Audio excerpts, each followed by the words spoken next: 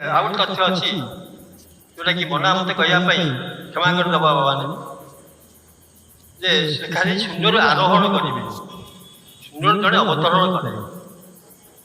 ଏଠି ବ୍ରହ୍ମକଳ୍ପ ଟୀକାରେ କାହିଁ ଲେଖିଲା ଶୂନ୍ୟ ଆରୋହଣ କରିବେ ବୋଲି? ତା ଶୂନ୍ୟଟା କୋଉଠି? ଚିନ୍ତା କର, ପାଇଯିବା ଉତ୍ତର ପାଇଯିବେ ଆପଣମାନେ।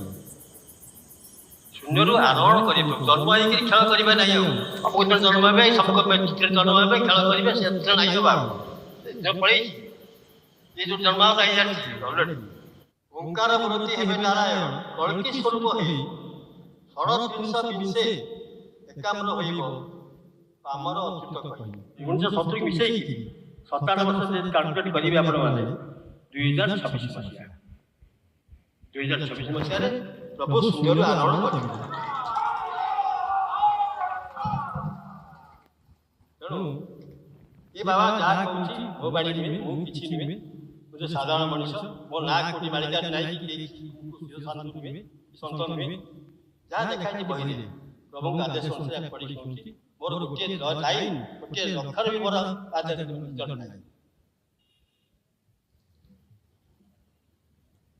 ପୁଣି ଲେଖିଲେ ପୁଣି ପଢିଲା କି ଆମେ ଯେ ଯୁଦ୍ଧ ହେଲେ ପ୍ରଭୁ ଆସିବେ।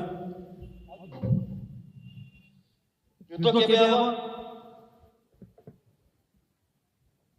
କହନ୍ତି ଅନନ୍ତ ସୁନନ୍ଦେ ବାରଙ୍ଗ, ଛଇ ଛପଟର ଖେଳ, 6-16 ଘଣ୍ଟା ମିଶେଇ ଦେଲେ ଯୁକ୍ତି ହୋଇବ କନ୍ଦଳ। ପଟ୍ଟା ମାଳରେ ଶିଶୁ ଅନନ୍ତ କହିଲା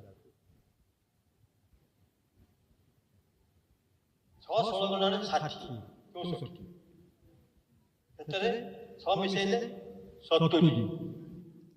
ଦିବ୍ୟସିଂହଙ୍କର 70 ଅଙ୍କରେ ଖେଳ ହବ। 70 ଅଙ୍କ କେବେ ଆସୁଛି?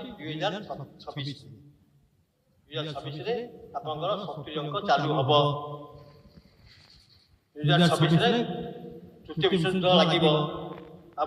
ଆଗରୁ ଦେଇଥିବା ପ୍ରମାଣ ଅନୁସାରେ 2026 ମସିହାରେ ପ୍ରଭୁ ଆରୋହଣ କରି ଗୁପ୍ତରେ ରହିବେ ଗୋଟେ ବର୍ଷ। 27ରେ ଲୀଳା କରିବେ, 28ରେ ଆପଣ ସମସ୍ତ ଦର୍ଶନ କରିବେ।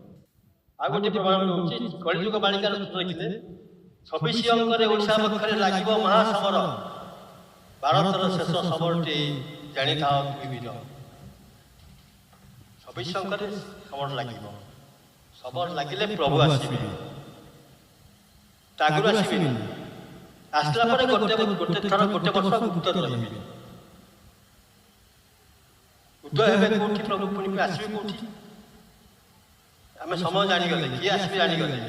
ପୁଣି ପ୍ରଭୁ କୋଉଠି ଆସିବେ?